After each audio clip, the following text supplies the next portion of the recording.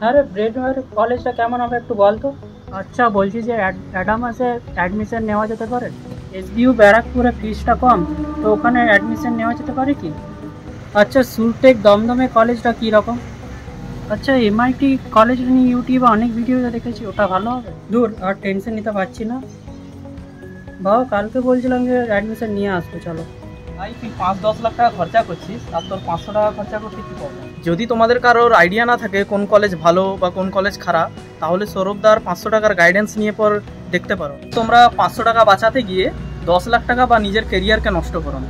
যদি তোমাদের নলেজ থাকে, আইডিয়া থাকে, ইনফরমেশন থাকে যে কোন কলেজটা ভালো, কোন কলেজটা খারাপ, কোন কলেজের কোন ব্রাঞ্চে কিরকম কি প্লেসমেন্ট হয় না হয়, 4 বছর পর কি ফিউচার আছে, এইসব ডিটেলস গুলো যদি তুমি জানো, বা তোমার বাড়িতে তোমার দাদা দিদি বা মা বাবা ইনাফ স্মার্ট বা ক্যাপেবল হয় এই ব্যাপারগুলোতে তোমাকে আইডিয়া দেওয়ার জন্য, তাহলে কোনো রকম টাকা পয়সা কোনো জায়গাতেই দিয়ে পর কোথাও আইডিয়া বা মেন্টরশিপ নেওয়ার দরকার নেই। কিন্তু যদি তোমার এইসব ব্যাপারে কোনো রকম আইডিয়া বা নলেজ নেই, বাট স্টিল তুমি কোনো একটা কলেজে অ্যাডমিশন নিতে যাচ্ছ, সেটা এক্সট্রা টাকা দিয়ে হোক, ফ্রিতে হোক, কিংবা কাউন্সিলিং এর থ্রু হোক, একটা কথা মাথায় রাখবে যে দেখো টাকা পয়সা হয়তো একটা টাইম পর রিটার্ন চলে আসে, কিন্তু এই যে সময়টা তুমি দিচ্ছ বা ক্যারিয়ারের এই যে এত বড় একটা স্টেপ তুমি নিচ্ছ, এটা কিন্তু পরে আর আন্ডু করতে পারবে না। তো বুঝে শুনে তবেই কিন্তু এগিয়েও। সেই জন্যই বলা যে যদি হেল্প চাও, মেন্টরশিপ চাও, আমার পার্সোনালি কথা বলতে চাও যে দাদা তোমার থেকে সব রকম সাজেশন নেবো, তাহলে আমাকে এই নাম্বারে হোয়াটসঅ্যাপ করে আমার যে কাউন্সিলিং সাপোর্ট আছে সেটা জয়েন করে যাও। তুমি আমার সাথে কথা তো বলতে পারবে, তার সাথে সাথে কাউন্সিলিংও আমি তোমাকে হেল্প করবো ওভারঅল।